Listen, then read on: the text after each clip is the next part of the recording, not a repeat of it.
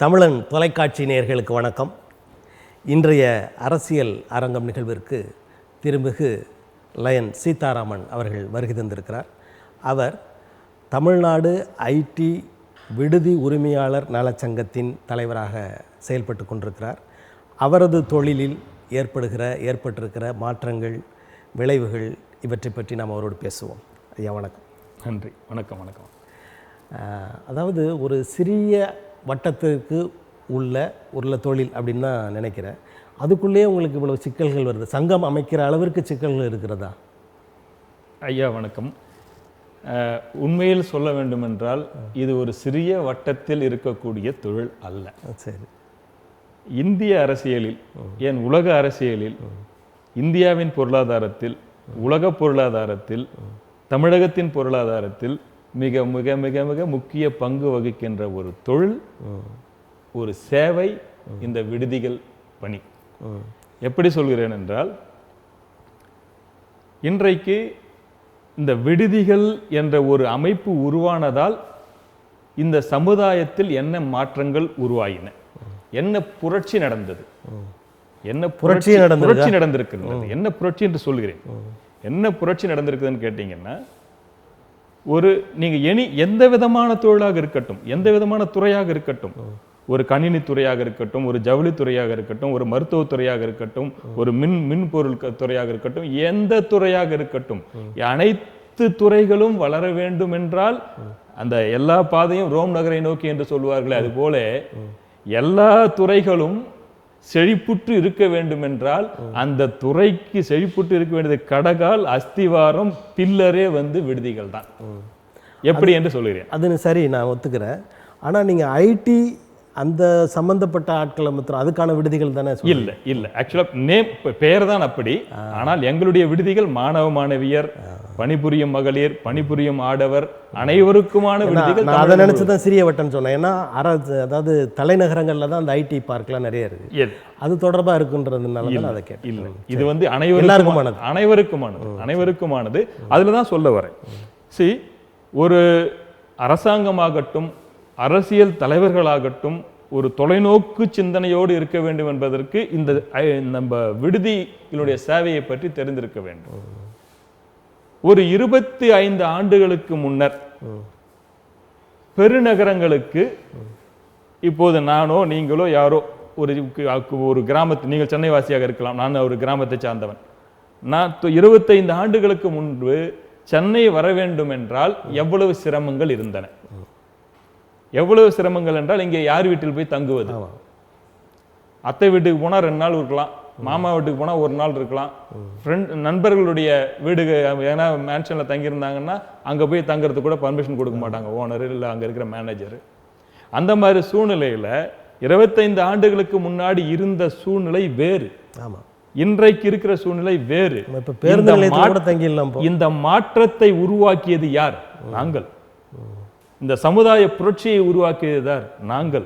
இந்த இளைஞர்கள், இளைஞிகள் வாழ்க்கையில் முன்னேறுவதற்கு காரணமாக இருப்பது யார்? இந்த சேவை, இந்த பணி. எப்படி சொல்கிறேன் என்றால், ஒரு 25 ஆண்டுகளுக்கு முன்னர் ஒரு நபர் சென்னை தங்கி ஒரு வேலையை செய்து அவர் குடும்பத்தை காப்பாற்ற வேண்டும் என்றால் எவ்வளவு பொருளாதார நெருக்கடி அவர்கள் அடைவார்கள் என்பதற்கு உதாரணம் சொல்கிறேன். ஒரு வீடு எடுக்கணும்னா எவ்வளவு அட்வான்ஸ் கொடுக்கணும்?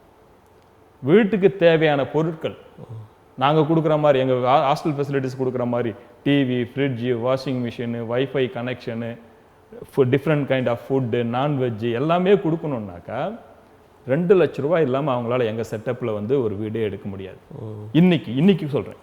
அன்னைக்கு அது ஒரு 50,000, 25 ஆண்டுகளுக்கு முன்னாடி ஒரு 50,000 வச்சுக்கோங்க. அந்த 50,000 செலவழிக்க கூட முடியாத காரணத்தினால்தான் எத்தனையோ கிராமத்து ஏழை கூலி தொழிலாளிகள், விவசாய தொழிலாளிகளுடைய மகன்களும் சென்னை போன்ற பெருநகரங்களுக்கு வராமலேயே அவர்கள் வாழ்க்கை வம்பி போனது. அவர்கள் எல்லாம் இன்று வாழ்வதற்கான ஒரு காரணியாக இருப்பது இந்த விடுதி உரிமையாளர்கள் தொழில். ஏனென்றால் அப்ப என்ன நடந்தது? ஒரு புள்ள படிச்சிருச்சுன்னா அந்த பிள்ளைக்கு சென்னையில் ஒரு 10,000 வேலை கிடைக்குது. நான் 25 வருஷத்துக்கு முன்னாடி சொல்றேன். ஒரு 10,000 வேலை கிடைக்குதுன்னா அவங்களால அந்த பிள்ளையை தனியாக அனுப்ப முடியாது. என்ன ஆச்சு? அங்க இருக்கிற விவசாயிகள் இன்னைக்கு போய் பாருங்க, இன்னைக்கு 20-25 வருஷத்துக்கு முன்னாடி வந்தவங்க எல்லாம் பாத்தீங்கன்னா விவசாயிகள் எல்லாம் புலம்பெயர்ந்து சென்னை போன்ற நகரங்களுக்கு எதற்காக வந்தார்கள்? தங்களுடைய வாரிசுகளின் படிப்புக்காகவும் தங்களுடைய வாரிசுகளின் பணிக்காகவும் வந்தார்கள். வந்தவர்கள் என்ன ஆனார்கள்? அங்கே விவசாயத்தை விட்டார்கள். சென்னை போன்ற நகரங்களில வந்து செக்யூரிட்டியா வேலை செய்யறாங்க. இதற்கு காரணம் அன்றைக்கு விடுதிகள் இல்லை, இன்றைக்கு விடுதிகள் இருக்கின்றது. இன்றைக்கு விடுதிகள் இருக்கின்ற காரணத்தால் எந்த மூலையாக இருக்கட்டும், பூனே, குர்காவான், நொய்டா, ஹைதராபாத், பெங்களூர், எந்த மும்பை, எந்த நகரத்துக்கு வேண்டுமானாலும் இன்றைக்கு மாலை உங்களுக்கு ஒரு வேலை என்று தகவல் வந்தால் மறுநாள் காலை உங்களுக்கு தேவையான டிவி, ஃப்ரிட்ஜ், ஏசி, கட்டில், பெட்டு, பீரோ, சாப்பாடுலேருந்து எல்லாம் ரெடியாக இருக்குது 6000 ரூபாய்க்கு. இப்போ உங்களது விடுதிகள் மூலம் கிராமப்புறத்தின் பொருளாதாரம் கரைந்து விட்டது அல்லது குறைந்து விட்டது அல்லது அழிக்கப்பட்டு விட்டது என்று சொல்லலாமா? கிராமத்தின் பொருளாதாரம் அழிக்கப்படவில்லை. அங்கிருந்து வந்துட்டாங்க, அந்த அவங்களுடைய தாய் தந்தையும் வந்துடுறாங்க. இப்ப நான் சொன்னது 25 ஆண்டுகளுக்கு முன்னர். 25 ஆண்டுகளுக்கு முன்னர் குடும்பத்தோடு புலம்பெயர்ந்தார்கள். ஆனால் இன்று குடும்பத்தோடு புலம்பெயர வேண்டிய பிள்ளைங்க மட்டும் வராங்க. அந்த பிள்ளைகள் மட்டும் வந்து வாழ்க்கையில் முன்னேறுகிறார்கள். அவர்கள் அங்கேயே இருந்து விவசாயம் செய்கிறார்கள். விவசாயமும் பெருகிறது, இங்கே பொருளாதாரமும் பெருகிறது. அவர்கள் சொந்த காலில் நிற்பதற்கு நாங்கள் ஒரு துணைக்காலாக நிற்கின்றோம். நீங்க துணைக்காலா நிற்கிறீங்க. அதாவது ஒரு பணத்தை பெற்றுக்கொண்டு அதன் மூலமாக வருமானத்தை அனுபவித்து கொண்டு தான் இந்த வேலைகளை செய்கிறீர்களே தவிர புரட்சியோ அல்லது சேவையோ என்று சொல்ல முடியுமா? அதை 100% இது சேவை என்று சொல்கிறேன். என்ன காரணம் சொல்றேன். நீங்கள் இங்கே இருக்கிறீர்கள். ஒரு நாளைக்கு ஒரு நபர் 3 வேளை உணவை வெளியே சாப்பிட வேண்டும் என்றால் எவ்வளவு செலவாகும்? ஒரு மனிதர் சென்னையில் ஒரு வீடு எடுத்து தங்கணும்னாக்கா அவங்களுக்கு எவ்வளோ அட்வான்ஸ் கொடுக்கணும், எவ்வளோ அவங்களுடைய இதெல்லாம் வாங்கணும், இவ்வளோ பொருள்லாம் வாங்கணும். இதுக்கெல்லாம் சேர்த்து நாங்கள் யாருக்கிட்டையும் 15,000 20,000 வாங்குறது இல்லை. எங்களுடைய அடிப்படை 5,000 ரூபாய், மேக்சிமம் வந்து 7,000 ரூபாய். இந்த ஒரு விஷயத்தில் பண்ணுறப்போ இது சேவையாக இருக்குமா? இதே நீங்கள் சொல்கிற மாதிரி கமர்ஷியலான விஷயங்கள் அப்படி பண்றதுக்கு வேற ஆளுங்க இருக்கிறாங்க. அது கார்ப்பரேட் நிறுவனங்கள். அதை நீங்க பண்றது இல்லை, அதை நாங்க பண்றது. அது கார்ப்பரேட் நிறுவனங்கள். கார்ப்பரேட் நிறுவனங்கள் 12,000 17,000 வாங்கிக்கிட்டு பண்ணக்கூடிய கார்ப்பரேட் நிறுவனங்கள் இருக்கு. அது வேற. எங்களது 100% சேவை. இதை எப்படி சொல்லுகிறேன் என்றால், மரியாதைக்குரிய மத்திய அரசாங்கத்தினுடைய நிதியமைச்சர் திருமதி நிர்மலா சீதாராமன் அவர்கள் கடந்த வாரத்தில் ஒரு ஜிஎஸ்டியில் இருந்து எங்களுக்கு விலக்கு அளித்திருக்கிறார். நீங்கள் ஒப்புக்கொண்டால் இந்த தமிழன் டிவி சார்பாகவே அவர்களுக்கு நான் பெரிய நன்றியை தெரிவித்துக் கொள்கிறேன். ஏன்னா எல்லா சேனலையும் சொல்லிட்டு இருக்கிறேன். நான் மிகப்பெரிய நன்றியை நான் திருமதி நிர்மலா சீதாராமன் அவர்களுக்கு இந்த சந்திப்பின் மூலமாக சொல்கிறேன். நீங்க கேட்ட கேள்விக்கு அவங்களே பதில் சொல்லிட்டாங்க. என்ன பதில் சொல்லிட்டாங்கன்னா, ஜிஎஸ்டி என்பது வணிகத்துக்கான வரி. வணிகத்தில் உங்களுக்கு கிடைக்கக்கூடிய விதத்தில் இத்தனை % அவங்களுக்கு கொடுக்கணுன்றது சேவை வரி. ஆனா நாங்கள் வணிகர்கள் அல்ல. நாங்கள் அதுல சொல்லியிருக்கிற இன்னொரு பாயிண்ட், நான் அடுத்த பாயிண்ட்டுக்கு வரேன். நாங்கள் வணிகர்கள் அல்ல. நாங்கள் யார் என்றால் சர்வீஸ் செய்பவர்கள், சேவை செய்பவர் என்ற காரணத்தினால்தான் இத்தனைக்கும் மத்திய அரசாங்கம் என்ன சொல்லுகிறது, நீங்கள் 20,000 ரூபாய் வரைக்கும் ஒரு நபரிடம் ஒரு மாசம் பெற்றுக்கொண்டால் கூட உங்களுக்கு ஜிஎஸ்டி கிடையாதுன்னு சொல்றாங்க. 4 மடங்கு எங்களுக்கு வாய்ப்பை மத்திய அரசாங்கம் வழங்கினாலும் நாங்கள் அது போன்று செய்யாமல் இன்றைக்கும் உங்களுக்கு வேண்டுமா சொல்லுங்கள், ஒரு 1000 பேர் கூட 5,000 ரூபாய் நான் ரூம் கொடுக்குறேன் 3 வேளை சாப்பாடோடு. அப்போ மத்திய அரசாங்கமே எங்களை சேவை என்று சொன்னதுக்கு அப்புறம் நாங்கள் எப்படி வணிகர்கள் ஆகும்? ஒன்று. இன்னொன்று, கடந்த 2024 மார்ச் மாதம் நமது உயர்நீதிமன்றத்தின் நீதிபதி நீதியரசர் கிருஷ்ணன் ராமசாமி ஐயா அவர்கள், நாங்கள் வாழ்நாள் முழுவதும் கடமைப்பட்டிருக்கக்கூடிய ஒரு மிகப்பெரியவர் ஐயா கிருஷ்ணன் ராமசாமி அவர்கள், அவர் சொல்லியிருக்கிறார், எங்களுக்கு என்ன பெயர் சொல்லியிருக்கிறார் என்றால் residential service provider. Residential business provider கிடையாது. நாங்கள் சர்வீஸ் வணிக இது பண்றவங்க ரெசிடென்சியல் சர்வீஸ் ப்ரொவைடர் என்று எங்களுக்கு ஒரு டைட்டில் கொடுத்திருக்கிறார். என்ன அதுக்கு என்ன காரணம் சொல்றாருன்னா, அதுக்கு 100% காரணங்கள் அதுக்கு இருக்கிறது. என்னன்னு கேட்டீங்கன்னா, நாங்க எல்லாருமே கமர்ஷியல் இப்போ கட்டின்னு இருக்கிறோம். நாங்க ஒரு ரெசிடென்சியலா இருந்தாலும், ஆனா இதனுடைய வரலாறு இது எப்படி உருவானது, இந்த ஹாஸ்டல்ன்றது எப்படி உருவானது, 25 வருடங்களுக்கு ஹாஸ்டல்ன்றது என்னன்னு தெரியாது. கடந்த 15 வருடங்களாகத்தான் இந்த விடுதிகள்ன்றதே வந்திருக்குது. ஆனா எப்படி இது வந்தது? ஒரு 45-50 வயசு ஒரு அம்மா ஒரு மேன்ஷன்ல தங்கி இருக்கிற ஒரு 4 பேர் அவங்க வீட்டுல போய் சாப்பிட்றாங்க. 4 பேர் சாப்பிட்ட உடனே, அக்கா சாப்பாடு நல்லா இருக்குதுக்கா, இன்னும் ஒரு 4 பேர் மேன்ஷன்ல இருக்காங்க. அப்ப மேன்ஷன் தான் அப்பெல்லாம், மேன்ஷன்ல இருக்கிறாங்க, அவங்க 4 பேருக்கு சமைச்சு போடுக்கான்னு கேட்டாங்க, வாங்கடான்னு கேட்டாங்க. திருப்பி என்ன ஆச்சு, இவங்க 8 பேர் வந்தோடனே, மேன்ஷன்ல தண்ணி சரியா வரல, கரண்ட் சரியா வரல, அது வரல, இது வரல, நாங்க எங்க வீட்டிலேயே தங்கிக்கிறோங்க்கா, மேல ஒரு 2 ரூம் கொடுக்கான்னாங்க. அந்த வீட்டுல 2 ரூம்ல அவங்க ஒரு 10 பேர் தங்கினாங்க. அந்த 10 பேர் தங்கினதை பார்த்து அவங்களுடைய ஃப்ரெண்ட்ஸ் ஒரு 10 பேர் வந்தாங்க. அவங்களுக்கு ஒரு பக்கத்து வீட்டில் ஒரு 10 ரூம் 2 ரூம் எடுத்து கொடுத்து 10 பேர் 20 பேர் 30 பேர், அந்த 30 பேர் 40 பேருக்கு சமைச்சு கொடுத்து ஒரு ஆளுக்கிட்ட 5000 வாங்கிக்கிட்டு அந்த பில்டிங் ஓனருக்கு ரெண்ட்டை கொடுத்துட்டு இபி கட்டிட்டு வாஷிங் மிஷின், டிவி, ஃப்ரிட்ஜ் எல்லாம் வாங்கி கொடுக்கான்னு ஒவ்வொன்றா வாங்கி போட்டுட்டு ஒரு நபர்களிடமிருந்து மாதத்திற்கு அதிகபட்சமாக 700, குறைந்தபட்சமாக 500 ரூபாய் லாபத்திற்கு ஒரு 50 வயது ஒரு பெண்மணி வேலை செய்து தன் குடும்பத்தையும் தன்னுடைய குழந்தைகளின் குடும்பத்தையும் பாதுகாப்பதற்காக வந்ததுதான் இந்த விடுதிகள். அதனுடைய பரிணாம வளர்ச்சியாகத்தான் இன்று எல்லா இடத்துலையுமே அந்த விடுதிகள் உள்ளது. அது மட்டுமல்ல, இந்தியா முழுவதும் 50,000த்திற்கும் மேற்பட்ட விடுதிகள் உள்ளது. அதில் 60 லட்சம் மக்கள் வசிக்கிறார்கள். பணிபுரியும் மகளிர், பணிபுரியும் ஆடவர், மாணவர்கள், மாணவியர்கள், இதையெல்லாம் கருத்தில் கொண்டுதான் மத்திய அரசாங்கம் எங்களை, நீங்கள் ஒரு சேவை செய்கிறீர்கள், சேவை செய்வதற்கு நாங்கள் உங்களிடம் வரி விதிக்க முடியாது என்று எங்களுக்கு ஜிஎஸ்டியிலிருந்து விலக்கு பெற்றுக் கொடுத்திருக்கிறார்கள். உங்களுடைய அமைப்பு தமிழ்நாட்டில் மட்டும் இருக்கிறதா இல்லை ஒன்றியம் சார்ந்ததா? தமிழ்நாட்டில் இப்போ நாங்கள் பல மாவட்டங்களில் இருக்கோம், கோயம்புத்தூர்ல இருக்கோம். இப்போ எங்களோடு கர்நாடகாவை சேர்ந்த அமைப்பு எங்களோட இணைய இருக்கிறது. தெலுங்கானாவிலிருந்து பேச்சுவார்த்தை நடந்து கொண்டிருக்கிறது. பூனேவிலிருந்து பேச்சுவார்த்தை நடந்து கொண்டிருக்கிறது. இது ஆல் இண்டியா ஃபெடரேஷனாக மாற்றப் போகிறோம். ஆல் இண்டியா அதுக்கான பேச்சுவார்த்தைகள் துவங்கிவிட்டது. அப்போ நீங்கள் சொன்னீங்க ஒரு அம்மையார் அவங்க மூலமாக இந்த தொழில் இப்படி வந்ததுன்னு சொல்லி. ஆனால் இப்போது இதனுடைய வருமானங்கள் அதையெல்லாம் பார்த்து பெரும் பெரும் நிறுவனங்கள்லாம் இதை செய்ய தொடங்கி இருக்கிறாங்க தானே? ஆமாம். அப்போ அவங்களுடைய நோக்கு சேவையை விட லாபத்தை முதன்மையாக கொண்டதாக மாறாதா? 100% சரியான கேள்வியை கேட்டீர்கள். இதற்காகத்தான் நாங்கள் போராடி கொண்டிருக்கின்றோம். இன்றைக்கு என்ன நடந்து கொண்டிருக்கின்றது?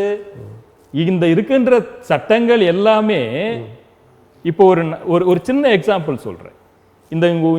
இதுக்கு பக்கத்தில் இங்கிருந்து ஒரு 2-3 கிலோமீட்டர் தூரத்தில் ஒரு எம்எஸ்சி எம்எட் படிச்ச ஒரு அம்மா, டீச்சர் வேலை கிடைக்கல, கவர்மெண்ட் டீச்சர் வேலை அவ்வளோ சாதாரணமாக கிடைக்கல. ஒரு 28 பேருக்கு சாப்பாடு சமைச்சு போட்டுருக்குறாங்க. 28 பேருக்கு. அவங்க கிட்ட போயிட்டு சானிட்டரி இன்ஸ்பெக்டர் கேட்கிறார். என்ன கேட்கிறாருன்னு கேட்டீங்கன்னா, நீங்க ஏசி வச்சிருக்கிறீங்களே, இந்த ஏசிக்கு பொல்யூஷன் கண்ட்ரோல் சர்டிபிகேட் வாங்கியிருக்கீங்களான்னு கேட்கிறார். எவ்வளவு பெரிய விஷயம் இது! ஒரு 28 பேருக்கு சமைச்சு போட்டுட்டு ஒரு எம்எஸ்சி எம்எட் படிச்ச ஒரு அம்மா அவங்க குடும்பத்தை பாதுகாத்துக்கிறாங்க. அங்க போய் கேள்வி கேட்கிறாங்க. அது மட்டும் கிடையாது, நீங்கள் சொன்னது போல இது போல சிறு குறு தொழில் செய்தவர்களை மட்டுமே நசுக்கி கொண்டிருக்கிறது இந்த 2014 ஆராயாமல் போடப்பட்ட சட்டம். அன்றிருந்த ஆட்சியாளர்களால் ஆராயாமல் போடப்பட்ட சட்டத்தால் சிக்கி சின்னாபின்னமாய் தவித்து கொண்டிருக்கிறவர்கள் சிறு குறு தொழிலாளர்கள். ஒன்றிய அரசு சட்டமா இல்ல தமிழ்நாடு அரசின் சட்டம், அதையும் சொல்கிறேன்.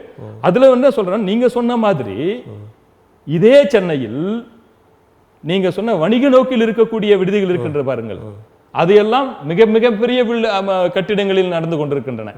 ஒரே கட்டிடத்தில் 150 2 படுக்கை அறை வசதியுடைய பில்டிங் எடுத்துட்டு அதுல 350 பேர் 400 பேர் வச்சு நடத்துறாங்க பாருங்க. அவங்க கிட்ட எந்த அதிகாரியும் போனதில்லை. அதுக்கு என்ன காரணம்? அது நீங்க தான் கேட்கணும், ஊடகங்கள் தான் கேட்க வேண்டும். அதற்கான காரணங்களை ஊடகங்கள் கண்டுபிடியுங்கள். இதுவரைக்கும் ஒரே ஒரு அதிகாரி, அதே மாதிரி அது போன்ற நிறுவனங்கள் இதுவரைக்கும் ஒரே ஒரு சான்று கூட அரசாங்கத்திடம் பெறவில்லை. அரசாங்கத்திடம் அவங்க அப்ளிகேஷனை கொடுக்கல. இப்போ நீங்கள் ஊடகத்தினர் கவனியங்கள் கண்டுபிடிங்கன்னு சொன்னீங்க. அதாவது உங்களுடைய சேவை மனப்பான்மையை மாற்றுவதற்குன்னா அதை அழிப்பதற்கான ஒரு வேலையை தொடங்கியிருக்காங்க. அவங்கள பற்றி அவர்களுடைய குறைகளை நீங்க வெளியில சொல்லாம நாங்க எப்படி சொல்றது? நாங்க எல்லா இடத்திலையும் சொல்லிவிட்டோம், ஊடகத்தில் மட்டும் சொல்லவில்லை. உங்களுக்கு வேண்டுமென்றால் இப்போ மிகப்பெரிய சான்றிதழ் நான் காண்பிப்பேன். நான் தமிழக முதல்வரின் தனிப்பிரிவுக்கே கடிதம் எழுதியிருக்கின்றேன். இப்போ இந்த அரசு மாறினதை இப்போ கூட அந்த மாற்றங்கள் உங்களுக்கு வரலையா? வரவில்லை. இப்போது நீங்கள் சொன்ன மாதிரியே வந்து நான் என்னை கேட்டுட்டீங்க, அது நான் பதில் சொல்லிடுறேன். ஆனால் இதெல்லாம் சொல்ல வேணாம்னு நினைச்சேன்.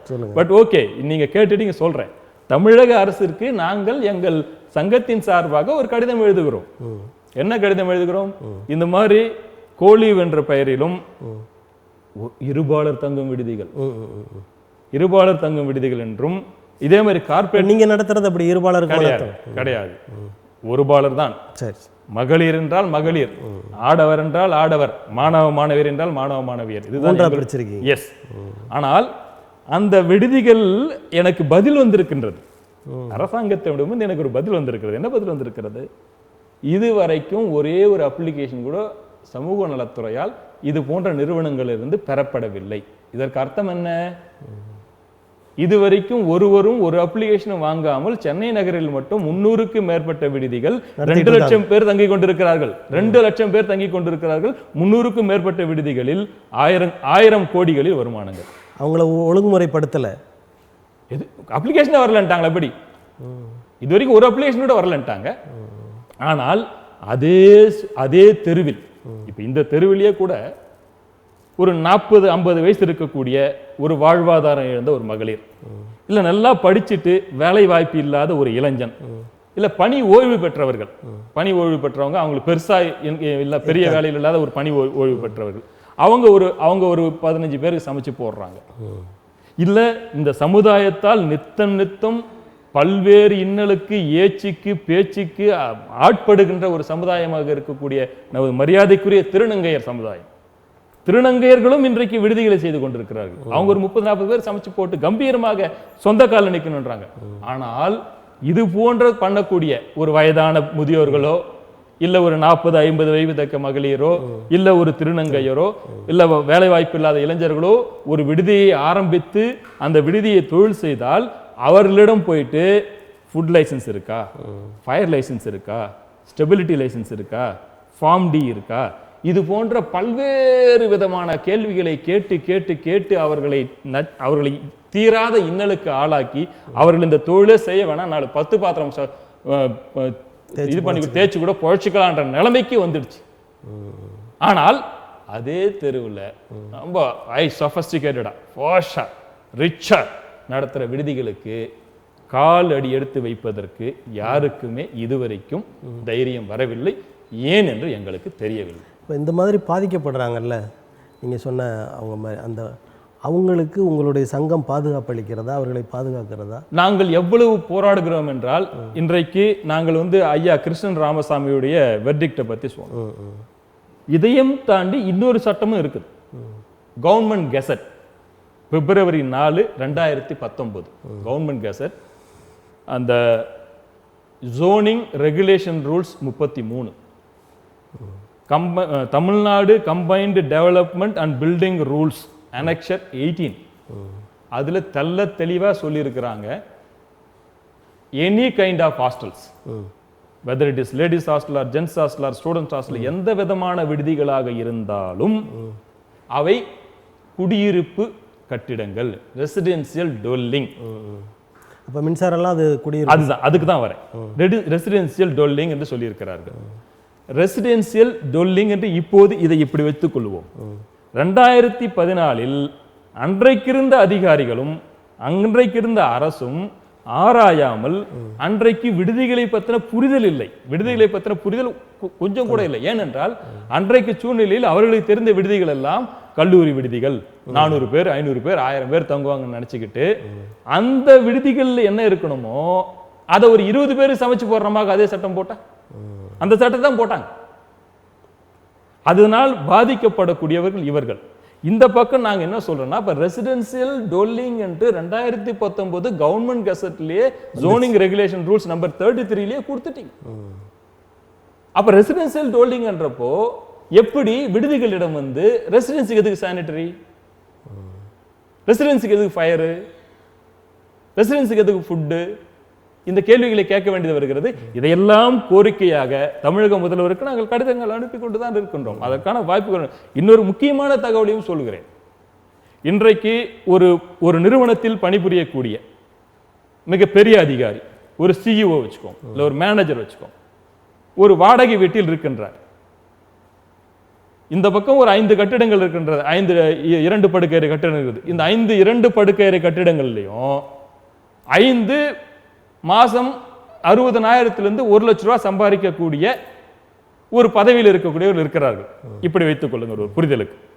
இந்த பக்கம் ஒரு 5 கட்டிடத்தில் அதே நிறுவனத்தில் ஒரு கடைநிலை ஊழியனாக, ஒரு ஆபீஸ் பாயோ ஒரு செக்யூரிட்டியோ இதை ஒரு கடைநிலை ஊழியனாக பணிபுரியக்கூடிய ஒரு நபர் இருக்கின்றார். அதுவும் வாடகை தான், இங்கேயும் வாடகை தான். அவருக்கு 1 லட்ச ரூபாய் சம்பாதிக்கிறவருக்கு அவர் பயன்படுத்துகிற ஈபி 7 ரூபாய். அவர் பயன்படுத்துகிற குடிநீர் இலவசம். அவர் இருக்கக்கூடிய கட்டிடத்திற்கு ஃபயர் தேவையில்லை. அவர் இருக்கிற கட்டிடத்திற்கு ஃபுட்டு தேவையில்லை. அவர் இருக்கிற கட்டிடத்துக்கு ஃபார்ம் டி தேவையில்லை. பப்ளிக் பில்டிங்க்கு சரிங்க எல்லாமே வாங்கணும். நாங்க அதான் சொல்ல வரேன். அதாவது அதே நிறுவனத்தில் ஒரு கடைநிலை ஊழியன் ஒரு 12,000 சம்பாதிக்கிறான். 12,000 சம்பாதிக்கிற அந்த நபர் 6,000 ரூபாய் கொடுத்து எங்ககிட்ட தங்குறார். 6,000 ரூபாய் கொடுத்து தங்கினார்னா நீங்க அதை வணிக நோக்கில் நடத்துறீங்கன்ற ஒரு அதுக்கு தான் சொல்ல வரேன். வணிக நோக்கி எப்படி? வணிக நோக்கு இல்லைன்னு சொல்லிட்டாங்கல்ல. வணிக நோக்கு இல்லைன்னு சொல்லிட்டு கவர்மெண்ட் கசட்ல சொல்லியாச்சு. உயர்நீதிமன்ற நீதியரசர் அவருடைய தீர்ப்புல சொல்லிட்டாரு. மத்திய அரசாங்கம் நாங்க வணிக நோக்கம் இல்லை சேவைன்னு சொல்லிட்டு ஜிஎஸ்டி வெளியே வந்துருச்சு. ஆனா தமிழ்நாடு அரசு மட்டும் அதை ஒத்துக்கலன்றீங்க. இல்ல ஒத்துக்கணும், ஒத்துப்பாங்க. எப்படின்னு கேட்கறேன்னா அது மாறும் தானே, இனிமேல் மாறும். அதுக்கான காரணங்கள் சொல்றேன். அதுக்கான காரணங்கள் சமிக்கைகள் வந்து விட்டன, அதையும் சொல்லுகிறேன். இப்போ ஒரு மேனேஜர் 7 ரூபாய் ஈபி கட்டுறார். அதே நிறுவனத்தில் பணி செய்யக்கூடிய ஒரு கடைநிலை ஊழியன் 13 ரூபாய் 60 பைசா. அதில் அவர் ஒருத்தர் மட்டும் இருக்காரு, இங்கே 4-5 பேர் வச்சிருப்பீங்க. அப்படி இல்லை, அதுதான் சொல்ல வரேன். அதுக்கான காரணம் அது ஒருத்தர் இருக்காருன்னா அந்த வீட்டில் 5 பேர் இருக்காங்க வச்சுக்கோங்க சார். ஒரு குடும்பத்தில் 5 டபுள் பெட்ரூம் ஃபிளாட்னா 25 பேர் இருப்பாங்களா? ஆமாம். அதே 5 டபுள் பெட்ரூம் ஃபிளாட்னா நானும் 25 பேர் தான் வச்சிருக்கேன். நம்பர் ஆஃப் பர்சன் சேமா? அதுலயும் 25 நபர்கள் தான் இருக்கிறார்கள். சரி, இங்க 25லேருந்து 30 இருக்கலாம். ஒரு மாதம் 15 இருக்கலாம். ஏன்னா எல்லாரும் இங்க இருக்கணும். ஒரு பணி மாறுதல் வரும், இல்லை வேற எங்கன்னா இடம் மாறுதல் வரும். அவங்க போறப்ப எங்களுக்கு குறையும். ஆனா வீட்டில் இருக்கிற கிரௌட் குறையாது. அப்போ நான் இங்க ஒரு கடைநிலை ஊழியன் 13 ரூபாய் 60 பைசா கொடுத்து எலக்ட்ரிசிட்டி பில் கட்டுறப்போ ஒரு ஆபீசர் கேடர்ல இருக்கவங்க 7 ரூபாய் கட்டிட்டு இருக்கிறாங்க. இது ரெசிடென்சியல் டோலிங் வந்துருச்சு. அதனால இதெல்லாம் மாற்ற வேண்டும். இன்னொன்று, இதெல்லாம் மாற்றினால் கூட பப்ளிக் பில்டிங் லைசன்ஸ் வாங்க சொல்றாங்க. ஃபார்ம் டின்றது பப்ளிக் பில்டிங். பப்ளிக் பில்டிங்னா என்னது? ஒரு மருத்துவமனையோ ஒரு அதாவது அந்த இடத்திற்கு எத்தனை பேர் வரணுமோ அதை தாண்டி நிறைய மக்கள் வந்தா அது பப்ளிக் பில்டிங். இப்ப ஹாஸ்டலுக்கு 25 பேர் தான் வருவாங்க. அது குறையலாமே தவிர கூடாது. அதுக்கு எப்படி பப்ளிக் பில்டிங்? அப்படி வந்தாலும் வந்து பார்த்துட்டு போறவங்கள தான் இருப்பாங்க, விசிட்டர்ஸ் தான் இருப்பாங்க. அது கூட ரெகுலரா வரதில்லை. இப்பெல்லாம் ஓவர ஃபோன். காலையில இட்லி சரியில்லையோட அம்மாவுக்கு ஃபோன் பண்ணி அம்மா வார்டனுக்கு ஃபோன் பண்ணுவாங்க, என்னம்மா இன்னைக்கு இட்லி கலர் சரியா இல்லையாமே. அந்த அளவுக்கு தான் இன்னைக்கு இருக்கு. அந்த மாதிரிலாம் பண்ணிட்டு இருக்கோம். இன்றைக்கு தமிழக அரசாங்கம் என்ன செய்திருக்கின்றது அதையும் சொல்லுகிறோம். முதலில் எங்கள் சேவையில் பங்கெடுத்து கொண்டு தோழி என்ற பெயரிலே கிராமப்புற கொண்டு வந்திருக்காங்க மகளிருக்கு இதுன்னு சொல்லிட்டு கொண்டு வந்திருக்காங்க. ஆனா அதுவே கூட எங்களை விட டாரிஃப் அதிகம். நீங்கள் கேட்டீர்கள் வணிக நோக்கம் 5000 விட அதிகம். வித்தவுட் ஃபுட்டு 4 ஷேரிங் 4500 ரூபாய் வாங்குறாங்க. ஃபுட்டுக்கு அப்புறம் சார்ஜ் இருக்கு. எங்களை விட ஒரு 500-1000 ரூபாய் அதிகமா இருக்கு. எங்ககிட்ட அவங்களது ஃபிக்ஸடு. எங்களது மக்கள் கேட்டாங்கன்னா அதுல குறைச்சும் கொடுக்குறோம், கூடியும் கொடுக்குறோம். Depends upon the people. நாங்கள் ஃபர்ஸ்ட் ஆஃப் ஆல் தமிழக முதல்வர் அவர்களுக்கு பெரிய நன்றியை தெரிவித்துக் கொள்கிறோம். எங்கள் சேவையில் நீங்களும் பங்கெடுத்துக் கொண்டு தோழி என்ற பெயரிலே கிராமப்புற மகளிருடைய வாழ்வு மேம்படுவதற்காக நீங்கள் கொண்டு வந்த சட்டத்திற்கு ஒரு நன்றி. கடந்த வாரம் நமது மரியாதைக்குரிய தமிழக சமூக நலத்துறை அமைச்சர் மாண்புமிகு கீதா ஜீவன் அம்மையார் அவர்கள் தமிழக முதல்வரின் குரலாக சொன்னாங்க, விடுதிகள் நடைமுறை சட்டம் அனுமதி பெறுவது எளிமையாக்கப்படும். இந்த வார்த்தை எங்களுக்கு ஒரு டானிக் மாதிரி, எங்களுக்கு ஊட்டச்சத்து மாதிரி. நன்றியை சொல்லிட்டீங்க. நன்றி சொன்னதுக்கு அப்புறம் வேண்டுகோள்கள் முதலமைச்சர்கிட்ட வைக்கணும். நீங்கள் என்னென்ன வேண்டுகோள் வைக்கிறீங்க? உங்களுக்கு எப்படியெல்லாம் உங்களுடைய சேவை அமைப்பை இன்னும் சீர்தூக்குவதற்கு, இன்னும் பலப்படுத்துவதற்கு என்னென்னலாம் அவர் செய்யணும்னு நினைக்கிறீங்க? முதலாவதாக நான் சொல்ல விரும்புவது, எங்களுக்கு புதுசாக எதுவுமே கேட்கல. சரி, எங்களுக்கு புதுசா நாங்க எதுவுமே கேட்கல. 2014 ஒரு சட்டம் போட்டாங்க. 2014க்கு அப்புறம் இன்னொரு சட்டம் வருதுன்னா அந்த சட்டம் காலாவதி ஆனதாக தானே அர்த்தம். ஒரு காலத்துல 18 வயசுல ஓட்டுரிமை, 21 வயசுல ஓட்டுரிமை இருந்தது. இன்னைக்கு 18 வயசுல ஓட்டுரிமை இருக்குது. அதுக்கு முன்னாடி சொத்து இருந்தா தான் ஓட்டு இருந்தது. சொத்து இருந்தா ஓட்டு இருந்தது. அதுக்கப்புறம் கேஸ்ட், இந்த கேஸ்ட்டுக்கு தான் ஓட்டு இருந்தது. நிறைவரி இருந்தது. எல்லாம் அது வேற நிறைய இருக்குது. பெண்களுக்கு ஓட்டுரிமை இல்லாம இருந்தது. அது வேணாம் அந்த சப்ஜெக்ட். ஆனால் இன்று நான் என்ன சொல்றேன்னா 2014 நீங்க ஒரு சட்டம் நீங்க இல்ல, கடந்த கால ஆட்சியாளர் கண்டிப்பா அது ஆராயல. அன்னைக்கு இருந்த சூழ்நிலை என்னன்னா, நாளைக்கு காலையில் எனக்கு சட்டம் ரெடி ஆகணும்னு சொல்லிட்டாங்க. அன்னைக்கு இருந்தவங்க சரி கட் காப்பி பண்ணி பேஸ் பண்ணிட்டாங்க. சரி, உங்களுக்கு ஒரே ஒரு கேள்வி கேட்கிறேன். ஒரு குழந்தைகளுக்கும் ஒரு எம்டெக் எம்பிஏ படித்து விட்டு கார்ப்பரேட் நிறுவனங்களில் ஒரு கேம்பஸ் சென்டரில் செலக்ட் ஆகி வரக்கூடிய மகளிருக்குமான தேவைகள் ஒன்றாக இருக்குமா? இருக்காது. அந்த சட்டத்தின் பெயர் என்ன சார்? 2014 போடப்பட்ட சட்டம் என்ன? Children's and women's hostel regularisation act. அதுதான் இது வரைக்கும் இருக்கு. சட்டம் பேரு அதுதான். இது எவ்வளவு பெரிய, அதை மாற்ற வேண்டாமா? ஆனா எனக்கு இதெல்லாம் வந்து இது தொடர்பா நீங்க ஏதாவது விண்ணப்பங்கள் கொடுத்திருக்கீங்க? விண்ணப்பம் கொடுத்திருக்கோம், ரெப்ரசன்டேஷன் கொடுத்திருக்கோம். எல்லாமே அரசின் கொள்கைக்கு உட்பட்டதுன்னு பதில் வந்திருக்கு. ஆனால் இன்றைக்கு கடந்த வாரம் நடந்த மாற்றம் என்னவென்றால், சமூக நலத்துறை அமைச்சர் சொன்ன ஒரு வார்த்தை என்னன்னு சொல்றேன். அதாவது 2014 சட்டம் போட்டீங்க. ஆனா 2019 இந்த 2014 போட்ட சட்டங்கள் எல்லாமே விடுதிகள் எல்லாம் வணிக ரீதியானது, வணிகம் செய்வதற்கான எல்லா லைசன்ஸும் தேவைன்னு சொல்லி சட்டம் இருக்கு. இப்ப 2019 கவர்மெண்ட் கெசட்ல நாங்க வந்து ரெசிடென்சியல் டோல்லிங் கொடுத்துட்டீங்க. அதை நடைமுறைப்படுத்துங்கள்.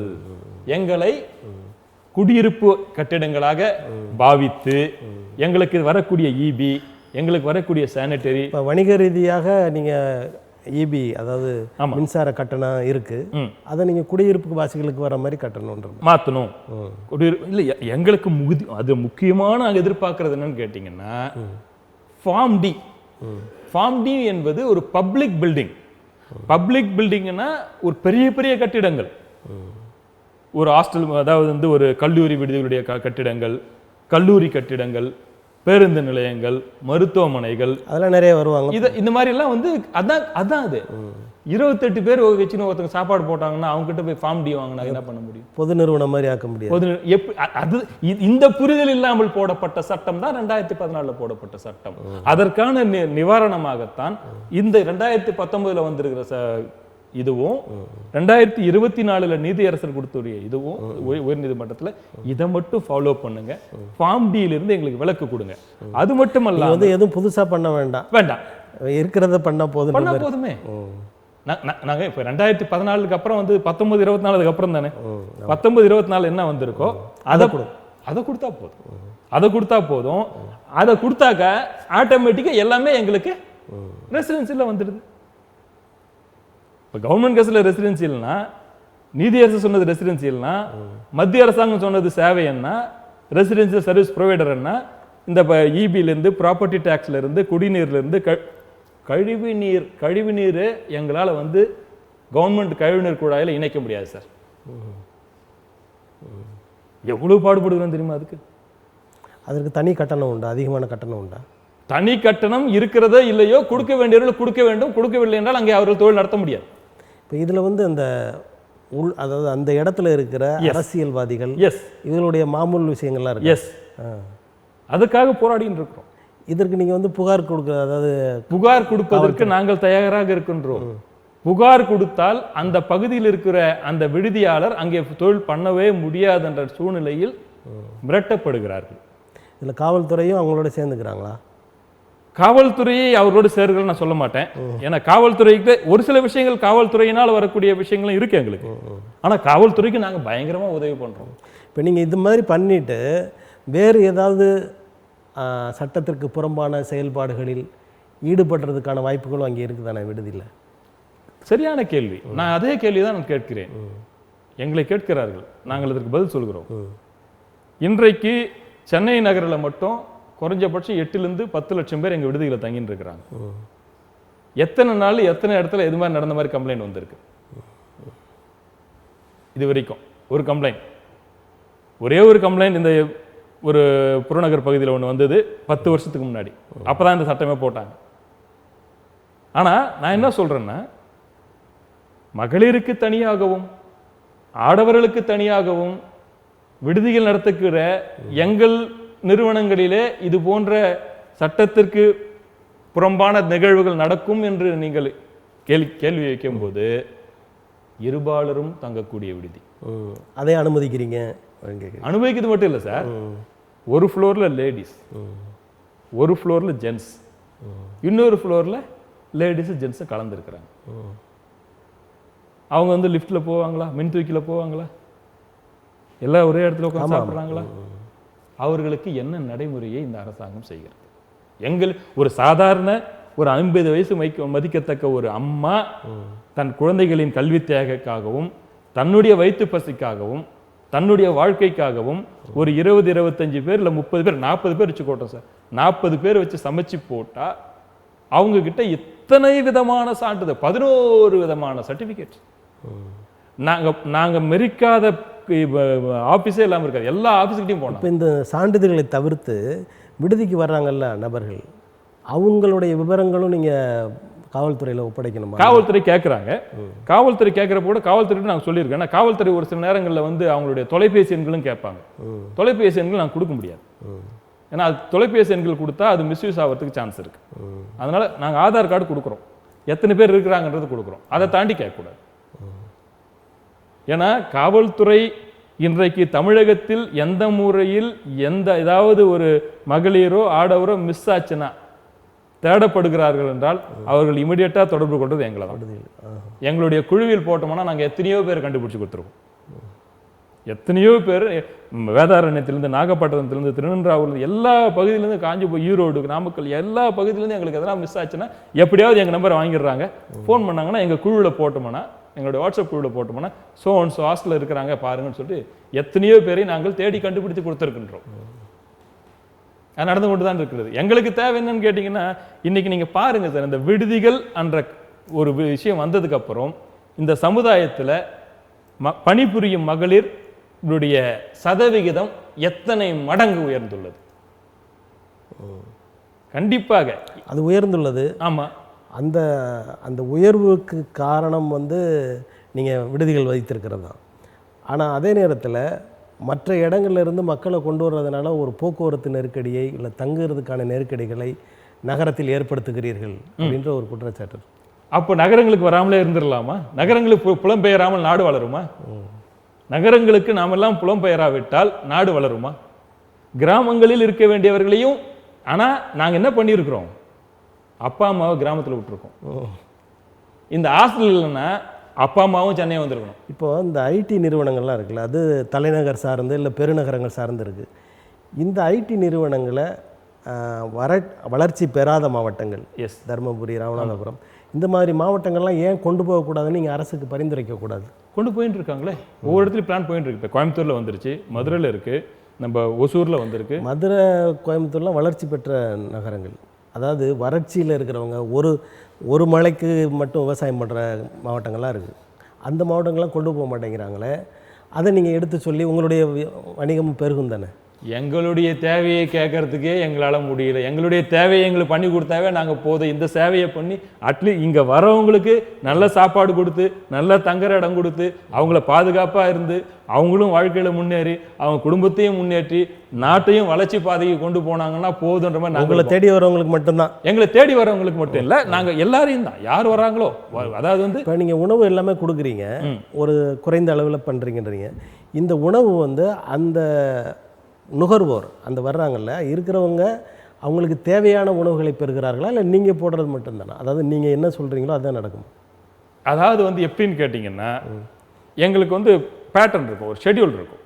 அதாவது வந்து இன்றைக்கு இட்லி, நாளைக்கு தோசை. அங்கே உள்ளே வரும்போதே அதெல்லாம் கொடுத்துருவீங்க? எல்லாமே கொடுத்துருவோம், எல்லாமே ஒட்டியே வச்சிருப்போம் ரிசப்ஷன்லேயே. ஏன்னா மென்ஷன் சொல்லும்போது அவங்க விருப்பத்துக்கு சாப்பிட்டுப்பாங்க, எங்கேயும் போவாங்க வருவாங்க, அந்த மாதிரியான ஒரு இது கிடையாது. அந்த மாதிரி கிடையாது. இங்கே வந்து பார்த்தீங்கன்னா ஒரு நாளைக்கு இட்லி, ஒரு நாளைக்கு தோசை, ஒரு நாளைக்கு பூரி, ஒரு நாளைக்கு பொங்கல், ஒரு நாளைக்கு உப்புமா, அந்த மாதிரி இருக்கும். மத்தியானம் சாப்பாடு இருக்கும், நைட்டு டிஃபன் இருக்கும், ஒரு நாளைக்கு ஃப்ரைட் ரைஸ் இருக்குது, நூடுல் இருக்குது, சப்பாத்தி இருக்குது, பரோட்டா இருக்குது, எல்லாம் கொடுக்குறோம். இப்போ கொரோனா காலங்களில் உங்கள் தொழில் ரொம்ப பாதிக்கப்பட்டிருக்கும் தானே? Thank you sir. கொரோனா காலகட்டத்தில் மிக அதிகமாக பாதிக்கப்பட்ட தொழில் எங்களுக்கு தான். ஏன்னு கேட்டிங்கன்னா எங்களை தான் ஃபர்ஸ்ட் க்ளோஸ் பண்ண சொன்னாங்க. ஏன்னா ஐடி நிறுவனங்கள்லாம் போயிடுச்சு, கல்லூரிகள்லாம் மூடிட்டாங்க, எல்லா பெரிய பெரிய ஷாப்பிங் மால்லாம் மூடிட்டாங்க, அங்கே வேலை பார்க்குற யாருமே கிடையாது, எல்லாமே மூடிட்டோம். அதை எப்படி சமாளிச்சிங்க? எத்தனை எத்தனை தற்கொலைகள், பொருளாதார நெருக்கடி தாங்க முடியாமல் எத்தனை தற்கொலைகள் எங்களுடைய விடுதி உரிமையாளர்களில் நடந்தது. எல்லாத்தையும் தாண்டணும். அவ்வளோ நிறைய பேர் வந்து தோல் விட்டே போயிட்டாங்க. அந்த நேரத்தில் தான் அந்த கார்பரேட் உள்ளே வந்தாங்க. எங்களால் பண்ண முடியலன்றதால கார்பரேட் உள்ளே வந்தாங்க. அந்த அவ்வளோ நெருக்கடிகள், கொஞ்சம் நெஞ்ச நெருக்கடிகள். அதே மாதிரி இன்னொரு விஷயமும் சொல்கிறேன். நீங்கள் வணிக ரீதியானதுன்றதுனால திருப்பி அந்த கேள்விக்கே நான் போக வேண்டியதாக இருக்குது. இந்த சென்னையில் வருஷத்துக்கு ஒரு முறை 2 முறை வந்து வெள்ளம் வந்துடுது. ஆமாம். எல்லா பகுதியிலேருந்தும் வந்து வெள்ளம் வந்தால் எங்களுக்கு இந்த நிவாரணம் வரல, அது வரல, இது வரலன்னு இருக்கும். இது வரைக்கும் ஏதாவது ஒரு விடுதி உரிமையாளர், ஏன்னா எங்களுக்கும் எல்லாமே ஸ்பாயில் ஆச்சு, அதாவது வந்து கட்லு, பெட்டு, பீரோ எல்லாமே நாசமாக போச்சு, எத்தனை லட்சங்களில் போச்சு. ஆனால் இது வரைக்கும் ஏதாவது ஒரே ஒரு விடுதி உரிமையாளர் நாங்கள் யாரும் வந்து கேட்டதில்லை. இன்னொரு முக்கியமான, அந்த அளவுக்கு நீங்கள் வசதியாக இருக்கீங்க. வசதியாக இருக்கலாம், அதான் சொல்ல வரேன். வசதியாக இல்லை, அதுக்கு அடுத்து வரேன்.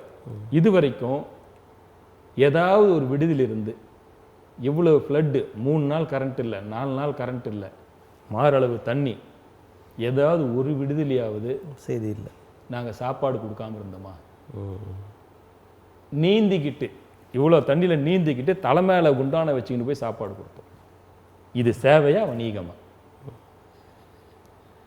அதையெல்லாம் அந்த அரசாங்கம் புரிஞ்சுக்கணும். அதாவது அந்த காலங்கள், அப்படிப்பட்ட பேரிடர் காலங்களில் எல்லாருமே பண்ணுறது தானே? இல்லை, பேரிடர் காலங்களில் நாங்கள் வணிக ரீதியாக இருந்தாக்கா க்ளோஸ் பண்ணிட்டேங்க, 3 நாள் இல்லை போங்கன்னு சொல்லலாம். நாங்கள் சேவை, ஏன்னா மனிதாபிமானம். அதே மாதிரி பிள்ளைங்க எங்களுக்கு க்ளோஸ் ஆயிடுறாங்கல்ல சார், நம்ம வீட்டு பிள்ளைங்க மாதிரி ஆயிடுதுங்க. அவங்க அப்பா தெரியும், அவங்க அம்மா தெரியும், அவங்க சித்தப்பா தெரியும். ஒரு நாளைக்கு சித்தப்பா கூப்பிட்டு வந்து விடுறாரு, ஒரு நாளைக்கு அம்மா வந்து கூப்பிட்றாங்க, எல்லாம் குடும்பமாக இருக்கிறோம். நாளைக்கு அவங்க வீட்டில் கல்யாணம் ஆச்சுன்னா எங்களை கூப்பிட்றாங்க, எங்கள் வீட்டு கல்யாணத்துக்கு அவங்க வராங்க. அவங்க பிறந்த நாளுக்கு ஊரில் யாருனா இருக்காங்களோ, நாங்கள் ஹாஸ்டலில் வச்சு ஒரு கேக் கட் பண்ணி அவங்களுக்கு ஒரு பிறந்த நாளை கொண்டாடுறோம். இது ஒரு குடும்ப அமைப்பு மாதிரி ஆயிடுது. அதாவது வணிகம்னா ஒரு லாட்ஜ் மாதிரி, ஒரு ஹோட்டல் மாதிரி. ஒரு நாள் வந்து ஒரு நாள் போயிட்டாங்கன்னா அது மாறிடும். ஆனால் டெய்லி பார்க்கணும்ல, காலையில் வேலைக்கு போகிறவ பார்க்குறாங்க, சாயங்காலம் வர பார்க்குறாங்க. அவங்களுக்கு என்னென்னா, அவங்க வீட்டில் ஒரு அக்காவை பார்க்குற மாதிரி, ஒரு அத்தையை பார்க்குற மாதிரி, ஒரு அம்மாவை பார்க்குற மாதிரி. சாயங்காலத்தில் நம்ம ஆளுங்க யாருன்னா பார்த்தாங்கன்னா, அக்கா எப்படிக்கா இருக்கீங்கன்னு சொல்கிறப்போ இவங்க ஒரு பாசமாக ஒரு வார்த்தை, வாடா ராஜா என்னடா நடந்தது ஆஃபீஸில் அப்படி கேட்குறப்போ அது வந்து ஒரு வேற மாதிரி இருக்கு. ஒரு அழகான ஒரு அது உறவு. இப்போ தமிழ்நாடு அரசுக்கு நீங்கள் இதெல்லாம் சொல்லிட்டீங்க, வேறு என்ன உங்களுக்கு சலுகைகள் செய்ய வேண்டும், அல்லது உங்களது உரிமைகளாக அவங்க வந்து நிறுத்தி வைத்திருப்பதை எதையெல்லாம் செய்யணும்னு நினைக்கிறீங்க? இல்லை சார், எங்களுக்கு நிறுத்தி வைத்திருப்பதுனே திரும்ப கூட நான் எதுவும் சொல்ல சார். நிறுத்தி வைப்பது சொல்ல, எங்களுக்கு தேவை எங்களை குடியிருப்பு கட்டிடங்களாக கவர்மெண்ட் கெசட்டில் உள்ளபடி, நீதியரசர் சொன்னபடி, மத்திய அரசாங்கம் ஜிஎஸ்டி விலக்களித்தபடி, இந்த 3ஐயும் கருத்தில் கொண்டு மரியாதைக்குரிய தமிழக முதல்வர் அவர்கள் எங்களை சந்தித்தும் பேசலாம், எங்களை வர சொல்லலாம்.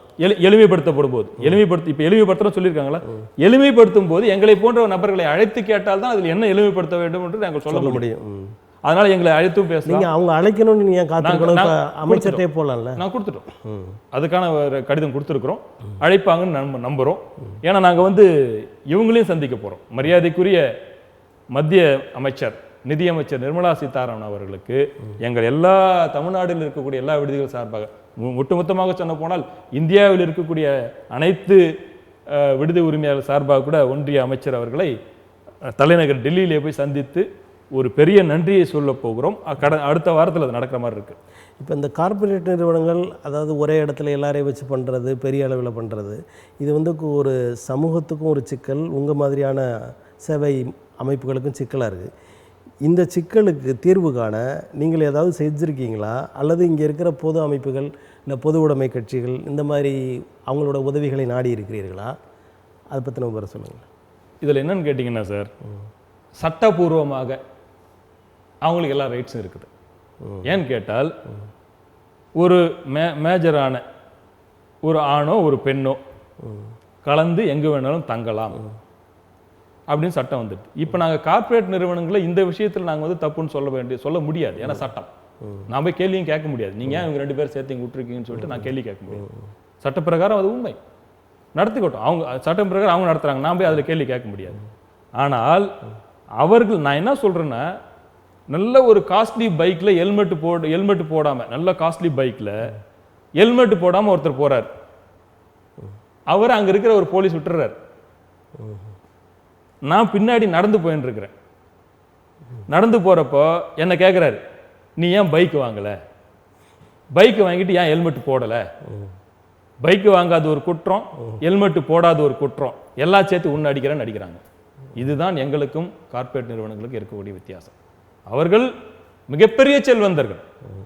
எங்க போனாலும் ஒரு 450-500 பேரை வைத்து தான் மினிமமே அவங்களுடைய கட்டிடங்கள் எல்லாம். அவர்களிடம் எதுவும் நான் அவங்கள கேட்க சொல்லலை. நான் கார்ப்பரேட் நிறுவனம் தப்பும் சொல்லலை. எங்களை தொந்தரவு பண்ணாதீங்க. அல்ல, அவங்க தோல் அவங்க பண்ணிக்கட்டும். ஆனால் இதில் இருக்கக்கூடிய எதிர்கால சிக்கல் என்று சொல்றேன். ஒரு அரசியல் தான் இருந்தாலும் சொல்லுகிறேன். நீட் நல்லதா கெட்டதான்னு எனக்கு தெரியாது. அது என் மனசுல என்ன இருக்குன்னு சொல்லிட்டு இந்த சபையில நான் சொல்ல முடியாது. ஆனால் நீட்டை ஏன் வேண்டாம் என்று நமது தமிழ்நாட்டில் இருக்கக்கூடிய முதல்வர் உட்பட அனைவரும் எதிர்க்கிறார்கள். காரணம் என்ன? கிராமப்புறத்திலிருந்து இருக்கக்கூடிய மக்கள் நீட் தேர்வில் தேர்வு அடைய மாட்டார்கள். இது பணக்காரர்களுக்காகத்தான் போவோம். அதனால நீட்டு வேணான்னு சொல்றாங்க. நான் நீட்டை குறை சொல்லவில்லை, நீட்டை பெருமையாகவும் பேசவில்லை, நீட்டுக்கு எனக்கு சம்பந்தம் இல்லை. நான் பேசுவது இன்றைக்கு இருக்கக்கூடிய நிலைமையை சொல்கிறேன். அதே தமிழக முதல்வருடைய கனவாக கிராமப்புறத்தில் இருக்கக்கூடிய மகளிர், படித்த ஆடவர், மாணவ மாணவியர் சென்னையில் தங்கணும்னா நீட்டு மாதிரி தான் கார்ப்பரேட் ஹாஸ்டல்ஸ். நீட்டுன்னா இவங்க சொல்ற நீட், நான் சொல்றது இல்லை. அரசாங்கம் என்ன உருவகப்படுத்துகிறதோ அதை சொல்லுகிறேன். என்ன 12,000 ரூபா 15,000 ரூபா கொடுத்து அவங்களாலாம் தங்க முடியும். என்ன நடக்கும்? ஒரு குறிப்பிட்ட காலத்திற்கு பிறகு இந்த டார்ச்சர் தாங்க முடியாம இந்த அரசியல்வாதிகள், food officer, fire officer, sanitary officer, tahsildar, RI, இவங்க எல்லாருடைய தொந்தரவு தாங்க முடியாம இந்த சமைச்சு போடுற அம்மாங்கெல்லாம் இருக்காங்க பாருங்க, 40 பேர் 50 பேருக்கு, அவங்கெல்லாம் கொஞ்சம் கொஞ்சமாக ஹாஸ்டல் மூடிக்கிட்டே வருவாங்க. கார்ப்பரேட் நிறுவனம் மட்டும் இருக்கும். கிராமத்திலிருந்து படித்த, அங்கே கிராமத்து கல்லூரியில் படித்த ஒரு ஆணோ ஒரு பெண்ணோ பெருநகரங்களுக்கு வரணும்னாக்கா வர முடியாது. என்ன ஆகும்? திரும்பவும் இந்த தமிழகம் திரும்பவும் 25-30 ஆண்டுகளுக்கு பின்னோக்கி செல்ல வேண்டும் என்றால் விடுதிகளுக்கு ஃபார்ம் டி கேளுங்க. இந்த தமிழகம் இப்போ சிறு வணிகர்கள் கூட அப்படி பாதிக்கப்படுறாங்க, பெரிய பெரிய. ஆமாம், அது மாதிரி தான் இது ஒன்றுன்னு சொல்லி. ஆமாம், உண்மை உண்மை. இந்த தமிழகம் இன்னும் ஒரு 30 ஆண்டுகள் முன்னோக்கி செல்ல வேண்டும் என்றால் விடுதிகள் இருக்க வேண்டும். எத்தனை இப்போ சென்னை நகரினுடைய தேவை 15,000 விடுதிகள் சார். இருக்கிறது 10,000 விடுதி தான் இருக்கு. 5,000 விடுதிகள் ஷார்ட். என்ன காரணம்? தாங்க முடியல. இவங்க டார்ச்சர் தாங்கிறதுக்கு நான் எதனா ஒரு வேலை பண்ணி போய்ச்சிக்கிறேன்னு சொல்லிட்டு அவங்களாம் போற மாதிரி இருக்கிறாங்க. ஆனா இது நாங்கள் கொஞ்சம் கொஞ்சமாக இதிலிருந்து விலக விலக அந்த பக்கம் அவங்க இருக்கிறாங்க. பெருநிறுவனங்கள் வந்தால் பணக்காரர் வீட்டு பிள்ளைகள் படிப்பார்கள், பணக்காரர் வீட்டு பிள்ளைகள் பணிக்கு வருவார்கள், பணக்காரர்கள் பணக்காரர்களாக இருப்பார்கள், ஏழைகள் அழிந்து போவார்கள். இப்போதைய நீட்டு மாதிரி. ஆம், நீட் எனக்கு தெரியாது. நீட்டை நல்லதென்றோ கெட்டதென்றோ அதை பற்றி அந்த கருத்துக்குள் நான் வரவில்லை. இங்கே நடப்பதை வைத்து இரண்டையும் சேர்த்து சொன்னால் இன்றைக்கு இருக்கக்கூடிய அனைவருக்குமே புரியும் என்ற காரணத்தால் அதை ஒரு சான்றாக சொன்னேனே தவிர நான் என்னுடைய சொந்த கருத்து அதன் மேல் எதுவுமே இல்லை. இப்போ பொதுவாக அவங்களுடைய தொழில் தவிர்த்து இங்கே நடக்கிற அரசு எப்படி நடந்து கொண்டிருக்கிறது, மக்களை எப்படி கவனிக்கிறது, இந்த மக்களுக்கான நலத்திட்டங்களை எப்படி செயல்படுத்தி கொண்டிருக்கிறதுன்னு நினைக்கிறீங்க? எங்களை பொறுத்த வரைக்கும் நாங்கள் 2 விஷயத்தில் நாங்கள் தமிழக அரசாங்கத்தை நாங்கள் பாராட்டுவோம், நன்றி சொல்லுவோம். ஒன்று, அவர்கள் செய்த தோழி. நீங்க நினைக்கலாம் துறை சார்ந்தது என்ன நீங்க நினைக்கலாம், என்னடா உங்களுக்கு போட்டி தானே, ஏன் நீங்க போட்டியா வரவங்களையான்னு அப்படியே சொல்லிட்டீங்களா? எங்களோட அதிகமாக வாங்குறாங்க. அதிகமாக கூட வாங்கட்டும், கம்மியாகவும் தானே வருவாங்க. ஒரு இடத்துல அதிகமாக இருக்கு, ஒரு இடத்துல கம்மியா இருக்கு. எங்களுக்கு என்னன்னு கேட்டீங்கன்னா, நாங்கள் சந்தோஷப்படுறது எங்களை மாதிரி நீங்க ஒரு ஏழை மக்களுக்கு உதவுறீங்க. அரசாங்கமும் ஒரு ஏழை மக்களுக்கு. இன்னொன்னு சொல்றேன் சார், என்னன்னு கேட்டீங்கன்னா, எங்ககிட்ட 6,000 ரூபாய்க்கு இருக்காங்க பாருங்க. இந்த 15,000 சம்பாதிக்கிற வரைக்கும் எங்ககிட்ட இந்த 6,000 ரூபாய் ஸ்லாப்ல இருப்பாங்க. அப்புறம் அதிகமாக வருமானம் அங்கே போயிடுவாங்களா? அங்க போயிடுவாங்க, இல்ல பிளாட்ஸுக்கு போயிடுவாங்க. சரி சரி, மனிதனுக்கு முன்னேற்றம் இருக்கத்தானே செய்யும். சந்தோஷப்படுறேன் சார் நானு. ஆனா இங்க நான் என்ன கேட்கிறேன் சார், நீங்க 15,000 சம்பாதிக்கிறப்போ அந்த புள்ள என்கிட்ட 13 ரூபா 50 பைசா ஈபி கட்டணும். அதே புள்ள ஒரு 1 லட்சம் சம்பாதிக்குது, 7 ரூபா கட்டுது, 7 ரூபா கட்டுது. இதை விட ஒரு கேலி குத்தான விஷயம் என்ன இருக்கும்? இதை யார் புரிய வைப்பது? நாங்கள் எவ்வளவு நேத்திக்கு கூட ஒரு மீடியால சொல்றோம், அதை அப்படியே திருப்பி விட்டார் ஒருத்தர். வாடகை வீட்டுகளுக்கு தேவையான வசதிகள் எல்லாம் நீங்கள் கேட்கிறீர்களான்னு. வாடகை வீட்டுல 1 லட்சம் சம்பாதிக்கிறவங்களுக்கு 7 ரூபா கொடுக்குறாங்க, அதை எங்க கிட்ட தங்குற 13 ரூபா கொடுக்குறோமா? எப்படி முடியும்? இல்ல நான் கொடுக்க முடியுமா? என்னாலையும் முடியாது. அதே மாதிரி தமிழக அரசுக்கு நாங்கள் நன்றி சொல்வது ஒன்று தோழி, மிக சிறப்பான திட்டம். ஏன்னா நீங்க சொன்ன மாதிரி அனைத்து மாவட்ட தலைநகரங்கள்லையும் வைக்கிறாங்க. உங்களுடைய நீங்க கேட்ட மாதிரி சின்ன சின்ன மாவட்டங்கள், பொருளாதாரத்தில் பின்தங்கிய மாவட்டங்கள், வளர்ச்சி பெறாத மாவட்டங்கள், பெரம்பலூர், அரியலூர், எல்லா இடத்துலையும் நிறைய இடத்துல மாவட்ட தலைநகரங்கள் எல்லாம் கூட அவங்க இன்னைக்கு தோழி என்ற பெயரில் நடத்திட்டு இருக்கிறாங்க. அதற்கு முதல்வர் அவர்களுக்கும் எங்கள் மரியாதைக்குரிய சமூக நலத்துறை அமைச்சர், சமூக நலத்துறை மாநில செயலாளர், சமூக நலத்துறை மாவட்ட அலுவலர்கள் அனைவருக்கும் எங்கள் தமிழ்நாடு விடுதி உரிமையாளர் சங்கத்தின் சார்பாக பெரிய நன்றியை தெரிவித்துக் கொள்கிறேன். அந்த சேவை வளர வேண்டும், அப்போதுதான் கிராமப்புற மக்கள் வளருவார்கள். அது ஒண்ணு. இன்னொன்று, நிறைய நல்ல திட்டங்கள் இருக்குது. வீடு தேடி கல்வி திட்டம், அது நாங்க ஏன்னா அதுவும் திரும்பி கிராமப்புற மக்களுக்கு, நாங்க கிராமப்புற மக்களை தான் உதவுறோம். அதனால அந்த அந்த கோணத்தில் தான் நாங்களும் அதை பார்க்கிறோம். கிராமப்புறத்திலிருந்து இருக்கக்கூடிய அவங்களுக்கு வீடு, இல்லம் தேடும் கல்வி, இல்லந்தோறும் மருத்துவம், நான் முதல்வன், பல திட்டங்கள், சிறப்பான திட்டங்கள் தான் போயிட்டு இருக்குது. ஆனா ஒரு சில இடத்துல ஒரு சில விஷயம் நடக்குது, அதையும் சொல்லுங்க. என்னன்னு கேட்டீங்கன்னா, இந்த சட்டத்தை பல நிர்வாகிகள் அவங்களே கையில் எடுத்துக்கிறாங்க. ஒரு சில எங்க ஒரு 30-40 பஞ்சாயத்துல, எங்க டிஸ்ட்ரிக்ட்ல, புறநகரில் இருக்கக்கூடிய பஞ்சாயத்துகள்ல கூட எங்க விடுதிகள் இருக்கு. அந்த விடுதிகளுக்கு போயிட்டு சீல் வைப்புன்னு சொல்லிட்டு ஒரு பஞ்சாயத்து தலைவர் லெட்டர் கொடுக்குறாரு. அவர்களுக்கு யார் இந்த அதிகாரத்தை கொடுத்தது? ஈபியை கட் பண்ணுவேன், விடுதிக்கு சீல் வச்சிருவேன், கழிவுநீர் கனெக்ஷன் சார், கழிவுநீர் கனெக்ஷன் கொடுக்க மாட்டாங்க, குடிநீர் கனெக்ஷன் கொடுக்க மாட்டாங்க. இதற்கெல்லாம் தமிழக முதல்வர் அவர்கள், நான் எல்லாரையும் சொல்லலை, சென்னை மாநகரத்திலேயோ இல்லை மாவட்டங்களிலேயோ பார்த்தீங்கன்னா 80% உள்ளாட்சி பிரதிநிதிகள் சிறப்பாகவே செய்து கொண்டிருக்கிறார்கள். ஆனால் இன்னைக்கு சென்னையில் பார்த்தீங்கன்னா ஆளுங்கட்சி கூட பண்ணுதோ இல்லையோ, எதிர்கட்சியில் சில பேர் ஜெயிச்சிருக்காங்க பாருங்க, அவங்க பண்றதுதான் பயங்கர அநியாயம். நீங்கள் எதை சார்ந்தவர்கள் எனக்கு தெரியாது, நான் பொதுவான கருத்து. அதனால அவ்வளவு பண்றாங்க, மிரட்டுறது. ஏன்னா ஒரு நாள் தண்ணி இல்லைன்னா ஹாஸ்டல்ல பிள்ளைங்க வாடி போயிடும், ஒரு மணி நேரம் கரண்ட் இல்லைன்னா இதாயிடும். அதனால நாங்கள் தமிழக முதல்வருக்கு எங்களுக்கு இவங்ககிட்டலாம் காப்பாத்துங்க, எங்களுக்கு அந்த 2 கெசட்டையும் நம்ம நீதி அரசு சொன்னதையும், இந்த ஃபார்ம் டி இல்லாத ஒரு வாழ்க்கையையும் நிம்மதியா இந்த மக்கள் பணி செய்வதற்கு தமிழக முதல்வர் அவர்கள் உதவி செய்ய வேண்டும் என்று உங்கள் மூலியமாக கேட்டுக்கொண்டு. நன்றி. டைம் இருக்கா இல்லையா? முடிச்சிட்டீங்க? முடிச்சிருங்க. பேச கேட்குற கேளுங்க, நீங்கள் எத்தனை நேரம் கேட்டாலும் சொல்லலாம். அது முடிச்சுங்க. அவர் நன்றி வணக்கம்ட்டாரு. இல்லை, நன்றி உங்களுக்கு, முதல்வர் நன்றி சொல்லியிருக்கேன்.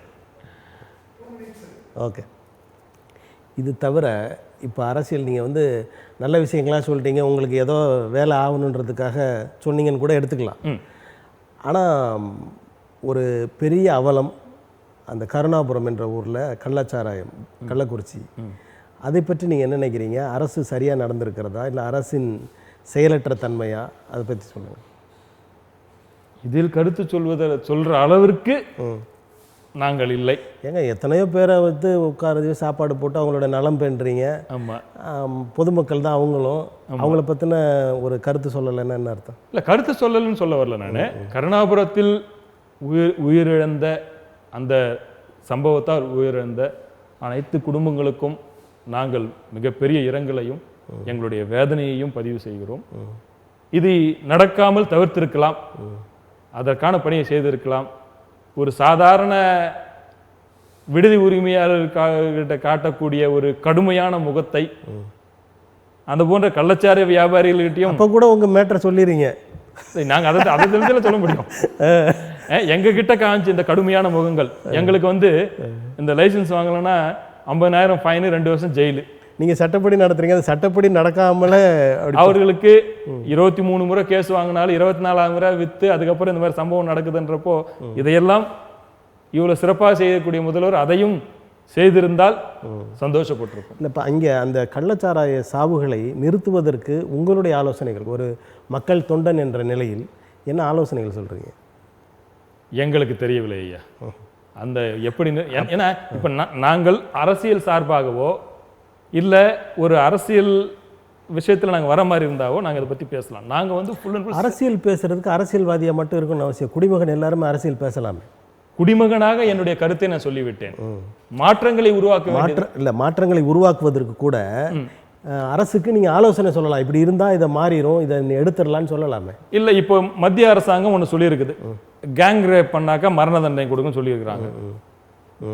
நேற்று இவங்களும் குற்றவியல் சட்டத்தில் கேங் ரேப் பண்ணாக்கா வந்து அவங்களுக்கு வந்து மரண தண்டனை கொடுக்கலாம் சொல்லி 3 சட்டத்தை கொடுத்துருக்காங்க. அந்த மாதிரி இந்த கள்ளச்சாராயம் விற்பவர்கள் மீது மிக கடுமையான சட்டத்தை கொண்டு வர வேண்டும். இப்போ சட்டமன்றத்தை அதை சொல்லியிருக்காங்க, ஆயுள் தண்டனை ஆயுள் தண்டனை கொடுத்துருக்காங்க. இல்லை, ஆயுள் தண்டனை கொடுக்கறது ஓகே, நான் அதை பற்றி சொல்லலை. ஏன்னா ஏன் இதை தவிர்த்திருக்கலாம், அதுக்கு தான் நீங்கள் கொஞ்சம் ஆலோசனை சொல்லுங்க. எங்களுக்கு தெரியலையே, தெரிஞ்சா சொல்லிவிடுவோமே. எங்களுக்கு எங்க விடுதிகளுக்கான ஆலோசனை சொல்றது எங்களால் முடியல. உங்கள் துறை சார்ந்து நீங்கள் ரொம்ப அவதிப்படும் பொழுது இல்லை அது கஷ்டப்படும் போது துன்பத்திற்குள்ளாகிற போது பொதுமக்களே அல்லது பொதுநலன் சார்ந்த சில தலைவர்களே உங்களுக்கு வந்து நிறைய யோசனை சொல்லுவாங்க, இப்படி நடந்துங்கன்னு சொல்லுவாங்க, பாதுகாப்பு கொடுப்பாங்க, அரசுக்கு உங்கள் மேலே பரிந்துரைலாம் செய்வாங்க. அது மாதிரி கேட்குறேன். இது வரைக்கும் அது மாதிரி எதுவும் நடக்கலையே எங்களுக்கு. நல்லது. ஏன்னு கேட்டிங்கன்னா நான் சொல்லிடுறேன், இது வரைக்கும் முடிஞ்சிருச்சா? விடுதிகள் என்றாலே எல்லாம் தூரமாக தான் நிற்கிறாங்க. மாற்றாந்தாய் மனப்பான்மை தான். விடுதிகளை பற்றி எதிர்மறையாக எழுதுவதற்கு எல்லாம் இருக்கிறாங்க, எதிர்மறையாக பேசுவதற்கு எல்லாம் இருக்கிறாங்க. அரசியல்வாதிகளோ அந்த ஏரியாவில் இருக்கிறவங்களோ யாரா இருந்தாலும் விடுதிகள் என்றாலே எங்கள் மீது ஒரு காழ்ப்புணர்ச்சியோடு தான் இருக்கிறார்கள். காரணம் எங்களுக்கு புரியவில்லை. ஏன் அவங்கள்ட்ட உங்களால் நன்மதிப்பு பெற முடியல? நாங்கள் போராடிட்டு இருக்கிறோம். அதுக்கு தான் அவங்களுக்கு என்னன்னா, அவங்களுடைய ஒரு ஊர்ல ஒரு 30 பசங்க வந்து சாப்பிட்றாங்க இருக்கிறாங்கன்னாக்கா அவங்களுடைய பிரைவசி போயிடுதுன்னு பார்க்குறாங்க. அதனால நடக்குது. அதே மாதிரி அந்த பக்கத்து வீட்டுக்காரருக்கு இவ்வளோ வாடகை வந்தது, என் வீட்டுக்கு வாடகை வரல, அதெல்லாம் வந்து லோக்கல் பாலிடிக்ஸ், அதெல்லாம் சொல்ல முடியாத காரணம். அதனால வந்து அதுக்குள்ளே போல இருந்தாலும் இதெல்லாம் நடந்துன்னு தான் இருக்குது. பார்ப்போம். உங்களுடைய வேண்டுகோள் நிறைவேற்றப்பட வேண்டும் என்பதுதான் எங்களது கருத்தும் கூட. உங்களது கருத்துக்களை தமிழன் தொலைக்காட்சியில் வந்து தெளிவாக தந்தமைக்கு எங்களது உளம் கனிந்த நன்றி தெரிவித்துக் நன்றியா. நன்றி. தமிழன் டிவியினுடைய தொலைக்காட்சியினுடைய அனைத்து நேயர்களுக்கும் எங்களுக்கு வாய்ப்பளித்து எங்களுடைய கோரிக்கைகள் எல்லாம் இங்கே சொல்வதற்கு ஒரு வழிகாலாக இருந்த உங்கள் அனைவருக்கும் நன்றி சொல்கிறோம். நன்றி. நேயர்களே, அடுத்த அரசியல் அரங்கம் நிகழ்வில் வேறொரு ஆளுமையுடன் சந்திப்போம். நன்றி, வணக்கம்.